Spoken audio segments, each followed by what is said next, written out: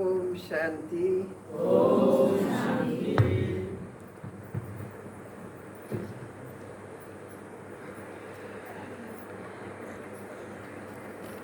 पहले तो मैं आप सबको विजयदशमी के बारे में आप सबको विजयदशमी की बहुत बहुत बधाई देती हूँ और बहुत सारी शुभकामनाएं भी देती हूँ।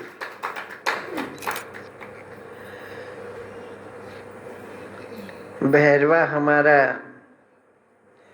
नेपाल सेवा का आदि स्थान है।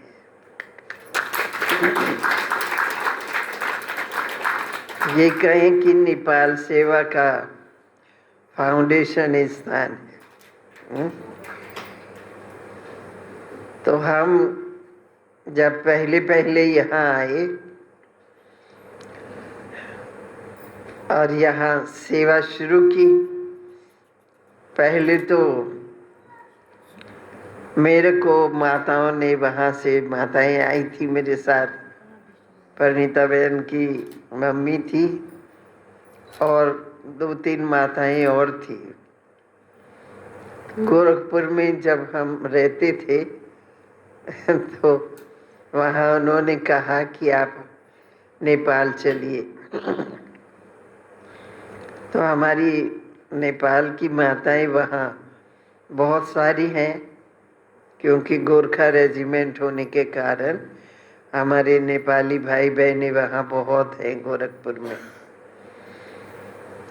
तो पहले तो सेवा केंद्र सिटी में था जब शुरू किया हम लोगों ने गोरखपुर में, लेकिन वहाँ 1-2 माताएं पहले आई तो उनको शायद काठमांडू से ही संदेश थोड़ा सा मिला था, पर्चा मिला था, तो वो वहाँ गोरखपुर में खोजते खोजते आश्रम पर आई तुलसी माता जी। तो तुलसी माता जी वहाँ सेंटर पर आई, फिर से उन्होंने कोर्स किया, क्योंकि अपने साथ और भी माताओं को लेके आई थी। तो कोर्स मैंने उन लोग का कराया। उसके बाद बहुत वृद्धि होती गई। वहाँ के लोग तो सभी अच्छे सब थे, क्लास भी भरपूर रहता था हमेशा, लेकिन नेपाल के भाई बहने भी उसमें शामिल हो गए। तो उन्होंने कहा कि मोहदीपुर में भी आप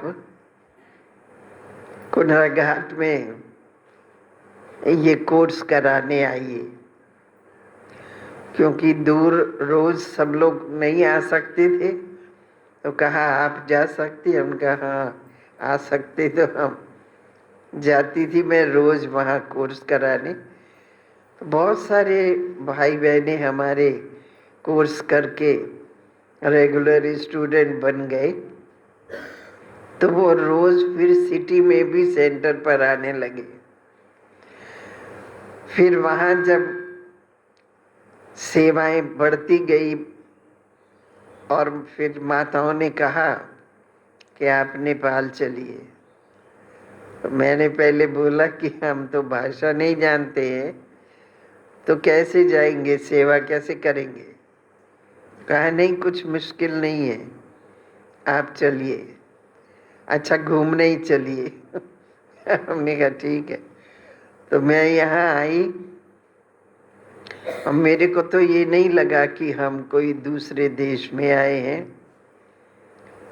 ऐसा ही लगा कि जैसे ये तो पुराना हमारा जानना पहचाना स्थान है।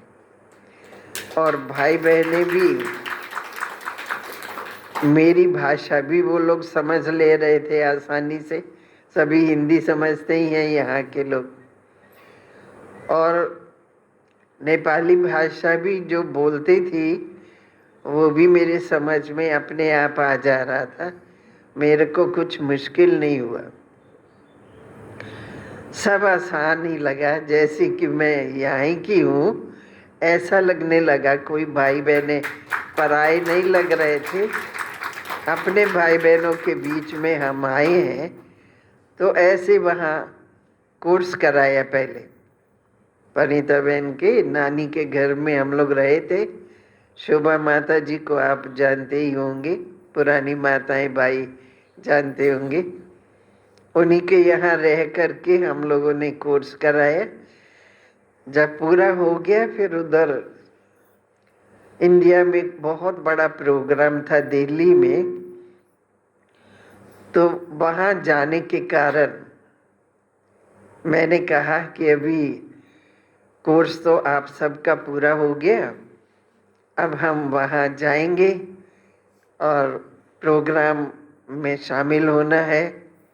3 दिन का उसमें हम लोगों को सम्मेलन का मिला हुआ था, जिसमें महामंडलेश्वर, जगत गुरु, शंकराचार्य इत्यादि को भी ले जाना था स्पीकर के रूप में। इसलिए उन सबको तैयार करना पड़ेगा, काम है। फिर मैं आऊंगी तो सेंटर खोलेंगे। तो शोभा माता जी ने कहा कि नहीं, आप यहाँ सेंटर खोल के ही जाइए। मैंने कहा ऐसे कैसे होगा, मकान ढूंढना पड़ेगा। तो कहा मकान ढूंढना नहीं पड़ेगा, मकान है, खाली पड़ा है। हमने तो मैंने कहा कहाँ खाली पड़ा मकान? बोली चलिए, चाबी ले आके रख दी टेबल पर। कहा ये चाबी ले लीजिए और आप उस मकान में शुरू करा के बाबा को भोग लगा के फिर आप जाइए। तो फिर किसी भी तरह से छूट मिली नहीं। हम तो सोचे आके करेंगे, लेकिन जो मैं कहती थी वो कहीं तैयार है, सब कुछ तैयार है। तो ठीक है, बाबा को यही मंजूर होगा। तो फिर सफाई अफाई हुई उसकी। उसी दिन रात तक माताओं ने सब उसको तैयार कर दिया और दूसरे दिन फिर वहाँ पर हम लोग भोग लगा के और उसका शुरुआत किया, उद्घाटन किया सेंटर का। उद्घाटन करने के बाद फिर मैं उस तरफ गई, लेकिन पहले ये सोच चला कि अब क्लास शुरू हो गई तो इसको बंद करके तो जा नहीं सकते, उसके लिए क्या करें। तो फिर वही जो पहले माता जी कोर्स करने आई थी, तुलसा माता जी, वो लोग पुराने हो चुके थे सभी, तो इसलिए उन्हीं को ही मैंने कहा। हाँ, दोनों युगल थे, बुजुर्ग युगल थे। उनको मैंने कहा कि आपके लिए देखो सेवा स्थान तैयार करके आई हूँ। अब आप यहाँ नहीं, आप भैरवा में जाके रहिए और जब तक हम ना आए तब तक आप वहाँ क्लास कराइए। तो वही लोग मेरे पीछे रोज़ क्लास चलाते रहे और फिर बाद में कार्यक्रम पूरा करके फिर हम लोग इधर आए। तो सेवाएं दिन प्रतिदिन बढ़ती जा रही थी। इतने दूर था, पकली हवा में क्या पकली हवा में उधर सेंटर था हमारा, और वहाँ से ये सिटी से सब जाती थी माताएं भाई सब, बिना कोई नागा किए। हमारे भाई सब भी यहाँ आए तो बरसात भी थी और पानी बरसते बरसते में सब इतनी दूर से छाता ले लेकर के आती थी। तो भाई साहब को बहुत खुशी हुई कि यहाँ तो लोग देखो टपका से भी नहीं डरते। टपका से कमाना, इतना जोर पानी भी बरस रहा है फिर भी नहीं माताएं नागा करती हैं, सब चली आ रही है छाता ओढ़ ओढ़ करके। माना इतनी लगन है मुरली सुनने की, बाबा को याद करने की, क्लास करने की, तो कैसे सब बिना कोई रोक टोक के आ जाती है। तो ऐसे सेवाएं बढ़ती रही। फिर बुटवल में भी निमंत्रण मिल गया तो वहाँ आके सेवा करिए। वहाँ भी सेवा की तो सेंटर खोलने का वहाँ भी हो गया। फिर मैंने सोचा कि अब अकेले से तो नहीं होगा, बहनें चाहिए।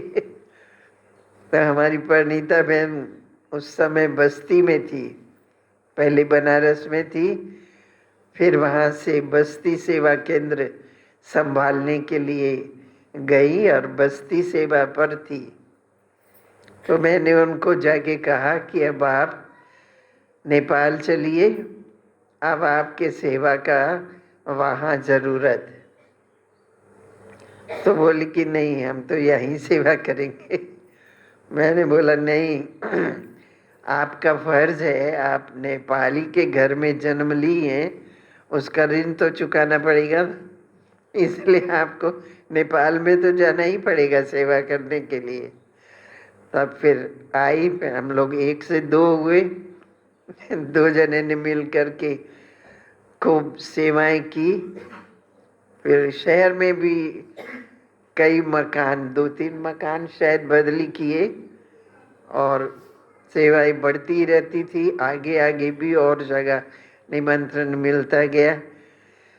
फिर यहीं के भाई बहनों के द्वारा पोखरा में भी सेवा शुरू हुई। तो खर्चा पानी भी सब यहीं के लोगों ने संभाला है ना। एक युगल थे, एक और युगल थे, वो थे तो पोखरा के, लेकिन यहाँ हमेशा आते रहते थे। क्या नाम था? हाँ, हरका बहादुर भाई। तो वो पोखरा से यहाँ आते रहते थे। प्रेम माता जी थी यहाँ और जोग बहादुर भाई युगल, तो उनके द्वारा ही वहाँ पोखरा में हम लोग गए और वहाँ भी सेवा चालू की। तो मतलब यहाँ आदि स्थान है हमारा सेवा करने का, इसलिए हमें दिल से यहाँ से प्यार है।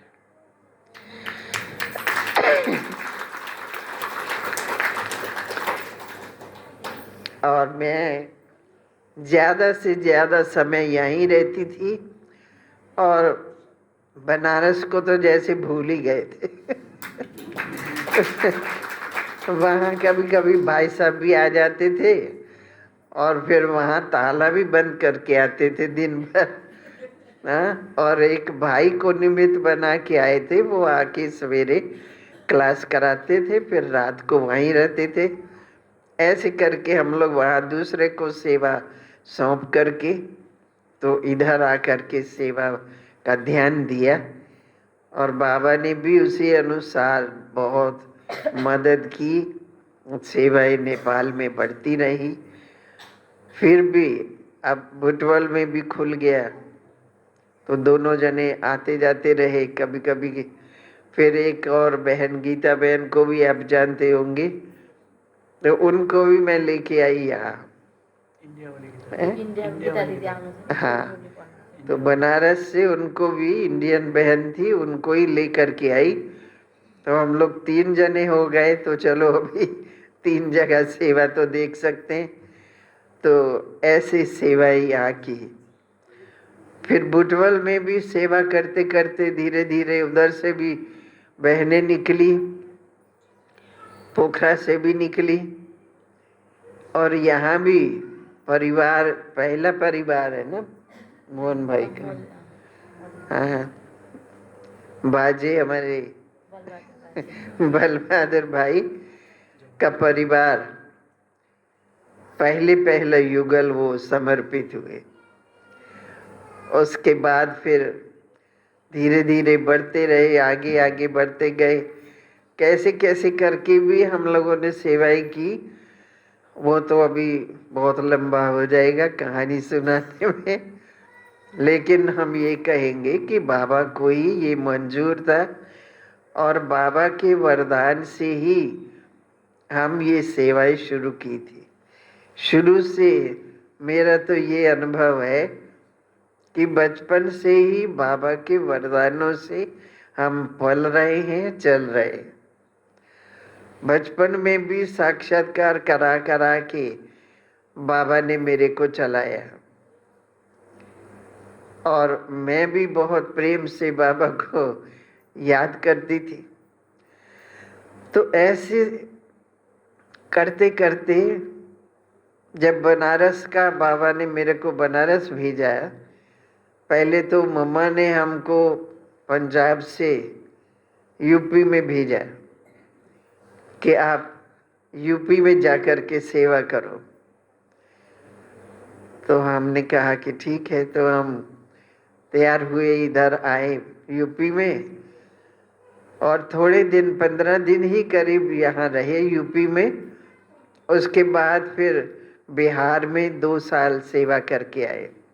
नया सेवा केंद्र खुला था यूपी के ही सेंटर से। बहनें गई थी तो मैं जहाँ आके रुकी थी वहाँ, और गुप्ता भाई सब भी वहीं रहते थे उसी सेंटर पर। तो वहाँ का कनेक्शन भी पहले बना वहाँ से था, यूपी के कानपुर के सेंटर से। तो गुप्ता भाई सबसे विशेष कनेक्शन होने के कारण वहाँ नया सेंटर खुल रहा था, तो वहाँ गए हम लोग। इसलिए वहाँ हम 2 साल सेवा किए, मुजफ्फरपुर में और धनबाद में। उसके बाद बाबा ने मेरे को कहा कि नहीं, आपकी सेवा वहाँ नहीं है, आपको बनारस जाना है और बड़े बड़े विद्वान, महामंडलेश्वर, जगत गुरु इत्यादि विद्वत मंडली के जो बड़े विद्वान हैं उन सब की सेवा करनी है। आपको यहाँ बिहार की सेवा नहीं करनी है, आप वहाँ जाके सेवा करो।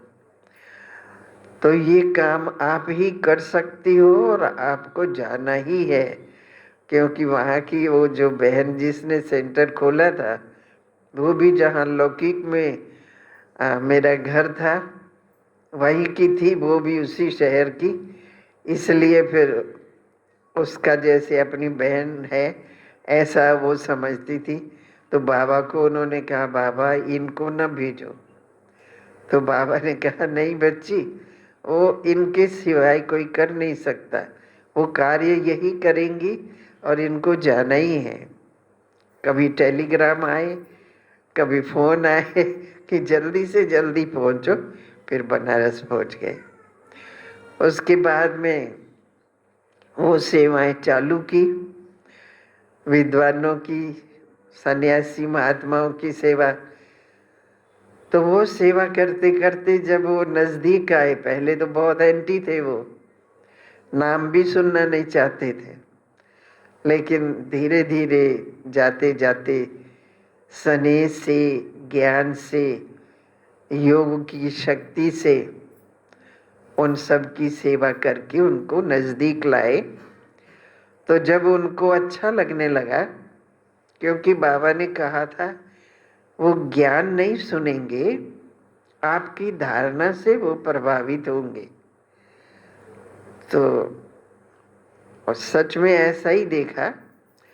तो जब वो उनके पास जाते थे तो बहुत कुछ बोलते थे, उल्टा पुल्टा बहुत कुछ बोलते थे।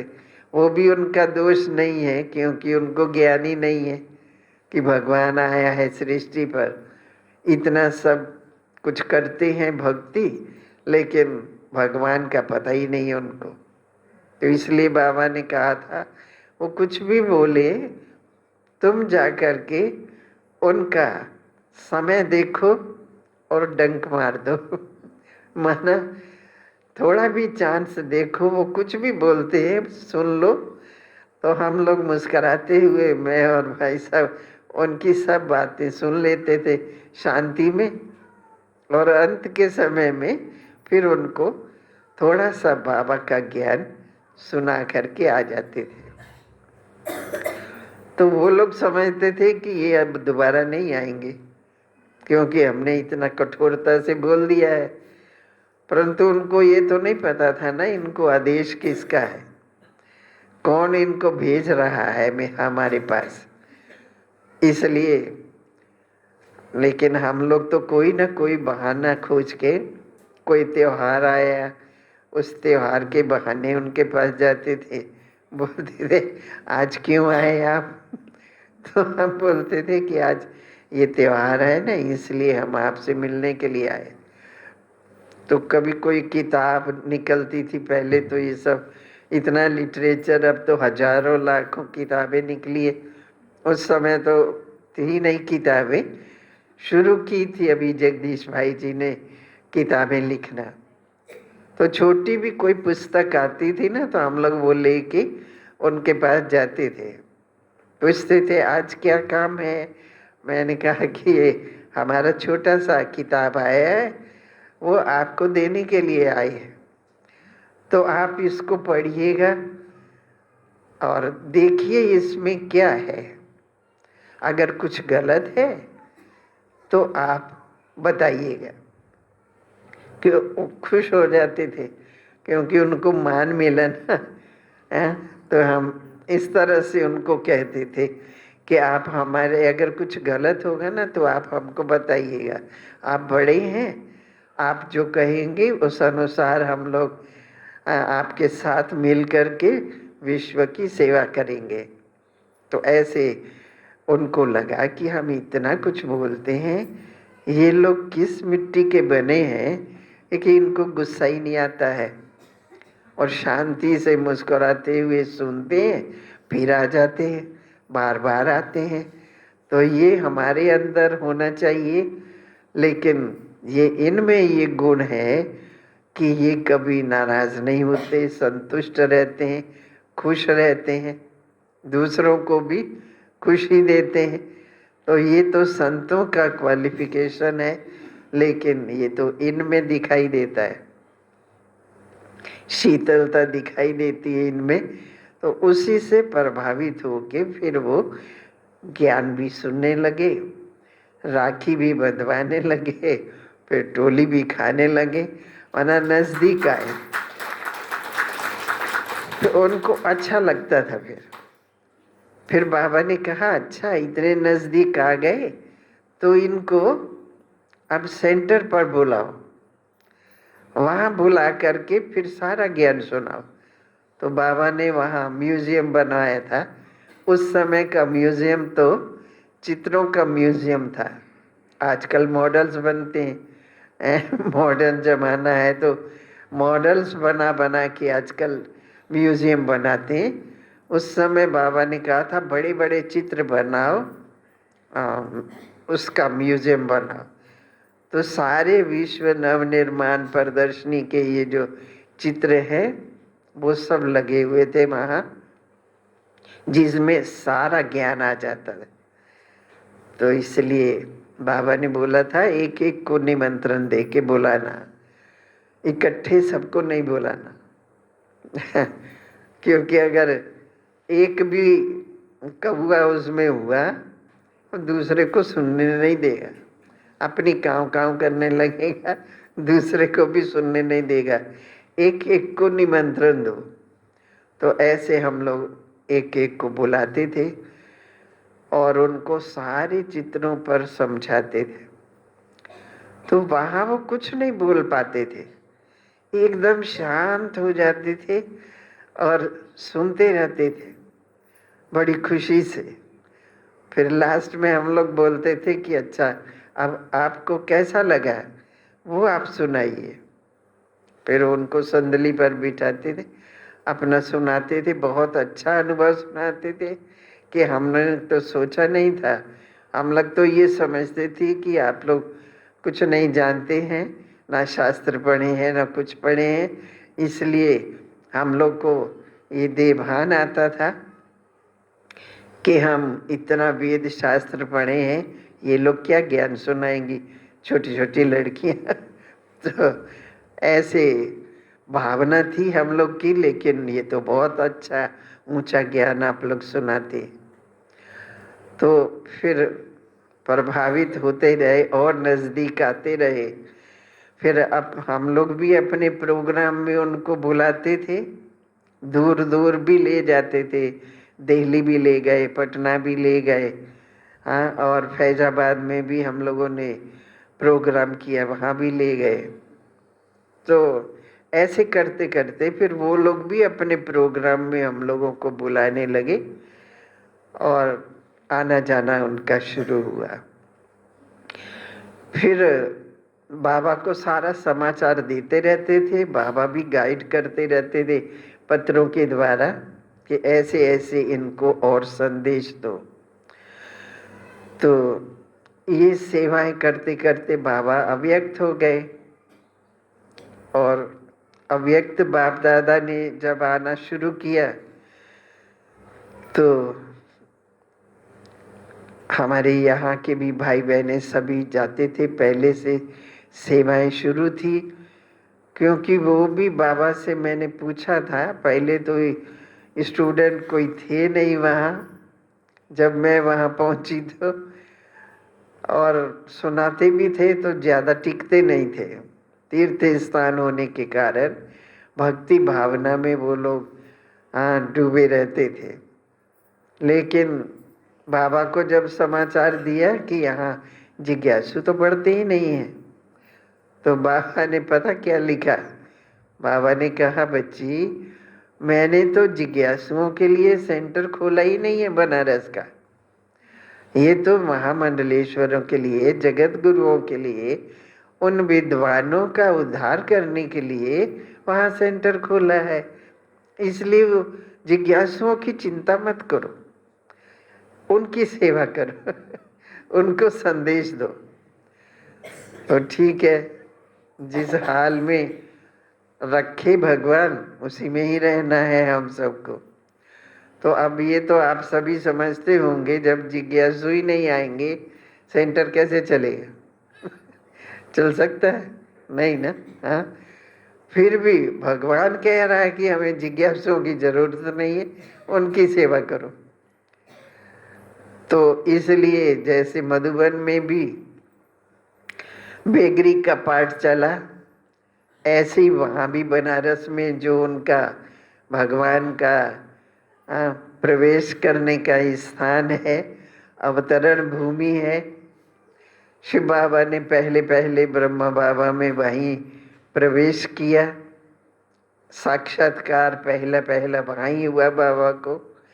वहीं से बाबा के अंदर जब वो साक्षात्कार किए, विनाश का और नई दुनिया का सब दिखाया, और तुमको क्या बनना है आगे चल के ये भी दिखाया।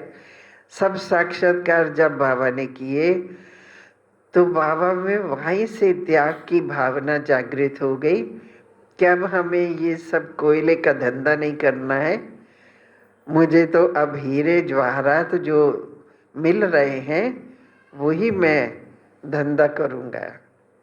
तो बाबा ने वहाँ बनारस से जाके फिर अपना धंधा समेट दिया, है ना। और वहाँ अपने घर में जाके सिंध में बाबा ने ये सेवा चालू की। तो धीरे धीरे राज स्पष्ट हुआ। पहले तो कोई बाबा भी नहीं जान पाए कि ये क्या हो रहा है। और वो कार्य तो सारा शिव बाबा उनके द्वारा करा रहे थे ना, गुप्त रूप से। तो ऐसी सेवाएं बढ़ी और चलती रही। फिर धीरे धीरे जब उनकी सच में सेवा करनी शुरू कर दी तो इधर जिज्ञासु भाई बहनें भी बढ़ने लग गए। पहले तो गुप्ता भाई साहब ही सर्विस करते थे, अच्छे पोस्ट पर थे, 2-2 3-3 गाड़ियां मिली हुई थी उनको। परंतु बाबा ने कहा कि ये सब धंधा छोड़ो, ये गोरख धंधा तुम्हें नहीं करना है, बनारस में जाओ।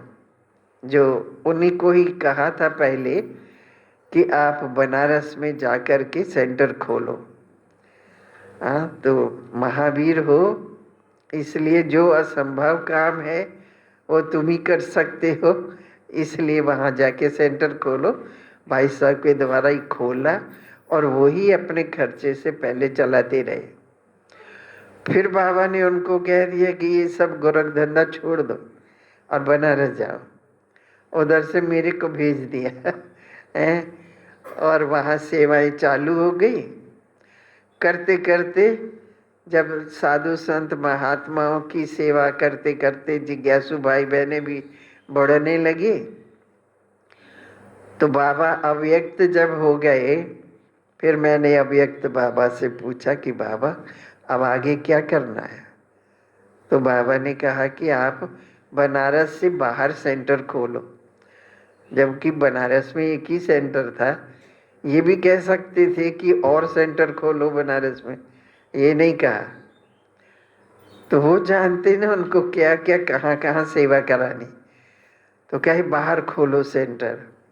फिर मैंने बाहर सेंटर शुरू किया। तो बाबा की श्रीमत के अनुसार ही जो बाबा की आज्ञा मिलती थी उसी अनुसार करते थे।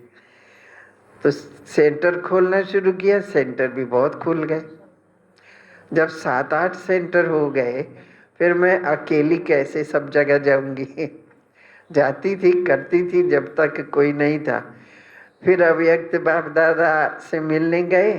मैंने कहा बाबा सेंटर तो इतने खुल गए, आपने आदेश दिया था, सेंटर तो खुल गए। अब मेरे हैंड्स नहीं होंगे तो मैं सेवा कैसे करूंगी? तो हैंड्स भी तो मुझे चाहिए, अकेली कैसे करूंगी? तो बाबा ने कहा कि वो भी मिल जाएंगे और बहुत मिलेंगे, उसकी चिंता मत करो तो हमने कहा ठीक है। अब जब वहाँ से आए तो सचमुच में फिर निकलने शुरू हुए। हाँ, भाई बहने निकलना शुरू किए। तो पहले बनारस से निकली कुछ बहनें, और हम लोग आगे बढ़ते रहे, एक एक को सेंटर सौंपते रहे, फिर दूसरा खोलते रहे। ऐसे ऐसे चलता रहा, निकलते रहे अलग अलग स्थानों से और सबको सेवा स्थानों पे रखते रहे। फिर इधर आ गए नेपाल में तो इधर सेवा शुरू की। फिर सोचा कि अब अच्छा ठीक है, एक तो हमारे पास है समर्पित बहन, और शुरू करते हैं। फिर देखेंगे, बाबा ने वरदान दिया है ना कि एक नहीं बहुत मिलेंगे आपको। तो सच में देखा, इधर भी खूब बहनें निकल रही हैं और वहाँ भी बहनें खूब निकल रही। माना भगवान ने वरदान दिया था कि आपको बहुत सारे हैंड्स मिल जाएंगे, बस आगे बढ़ते रहो। तो इसलिए मैं कहती हूँ कि भगवान के वरदान से ही शुरू से चल रहे हैं। भगवान ने ही वरदान दिया सेंटर खोलो, सेंटर खोल दिए। फिर उन्होंने कहा कि बहुत सारी बहनें मिलेंगी, हैंड्स खूब मिलेंगे, करो। और देखिए आज हम देख रहे, देख देख करके खुशी होती है। आज हम लोग की बहनें कितनी हैं? समर्पित बहनें 1000 से भी ऊपर है, 1200 करीब। तो ये हमारी समर्पित बहनें और 200-250 करीब हमारे समर्पित भाई है ना, दोनों जगह मिला के। तो इतने सारे हैंड्स ये किसके वरदान से मिले? भगवान ने ही वरदान दिया कि खूब हैंड्स मिलेंगे। और हमारे भाई बहने इतने सारे मिल गए, और वो भी हमारी अच्छी अच्छी सब बाबा की आज्ञाकारी वफादार बहनें भाई निकले, सर्विसेबल, जो हमारे कंधे से कंधा मिलाते हुए खूब सेवा करते हुए। अभी नेपाल में भी देखिए कितने सेंटर्स हैं और 300 करीब हम लोगों के सेवा केंद्र हैं। एक ही सेंटर था पहले बनारस, वहाँ से शुरू करके करके अभी 300 हो गए।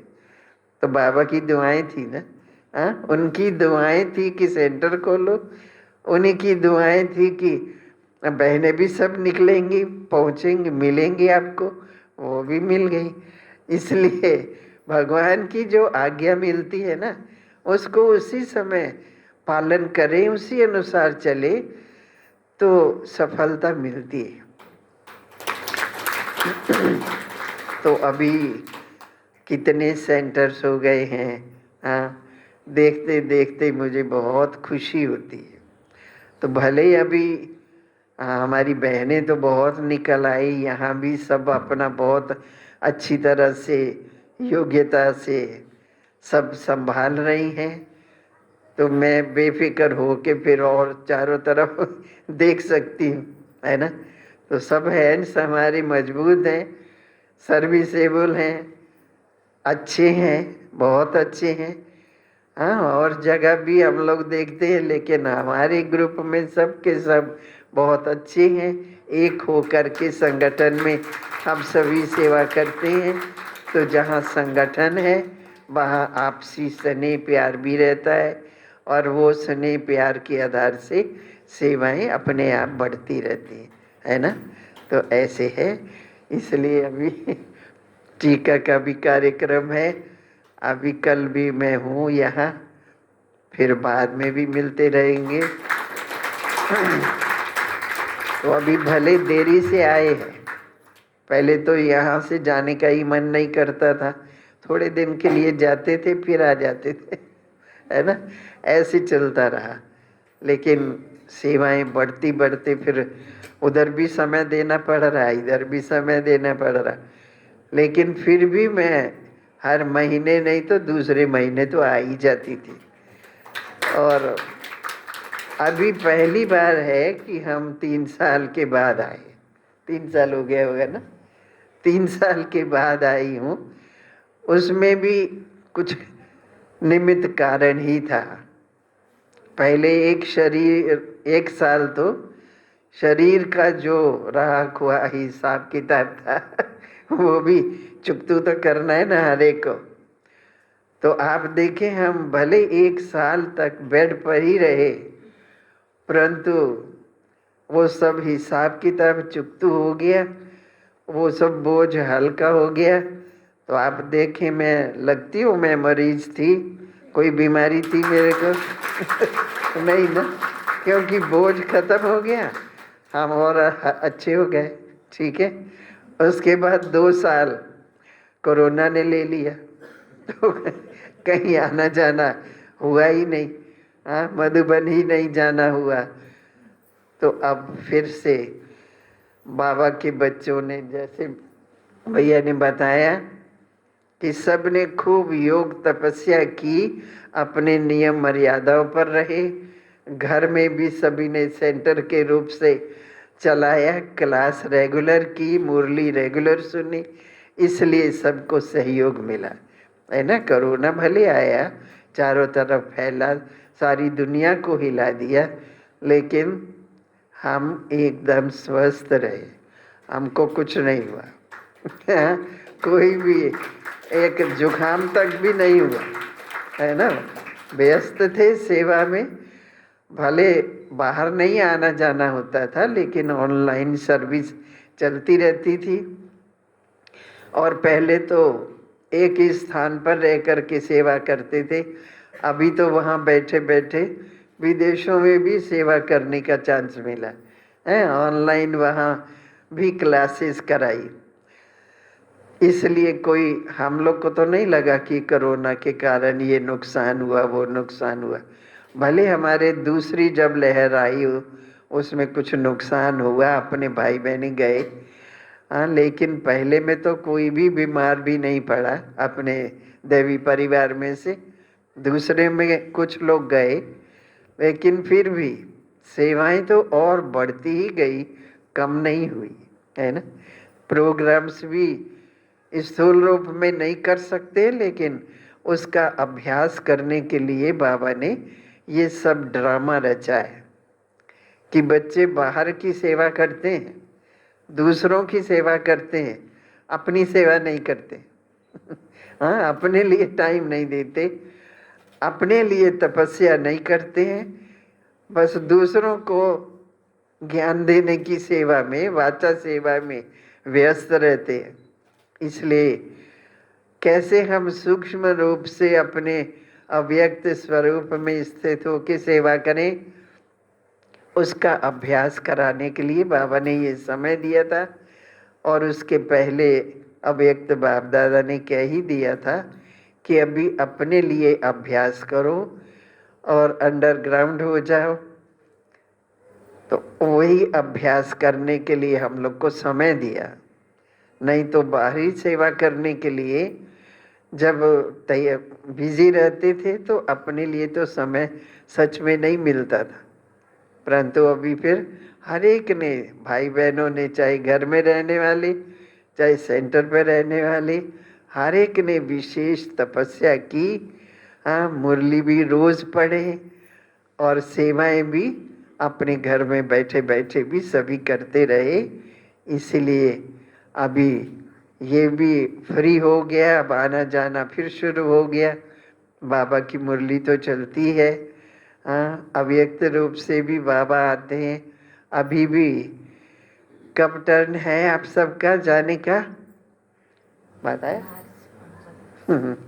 तो कब चलेंगे? मार्च में चलेंगे।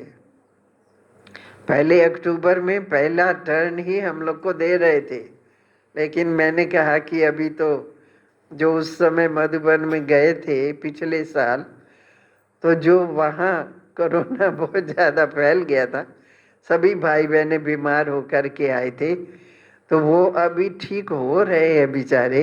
अभी वो तुरंत मधुबन जाएं ये नहीं हो सकता है, इसलिए हम पहला टर्न नहीं लेंगे।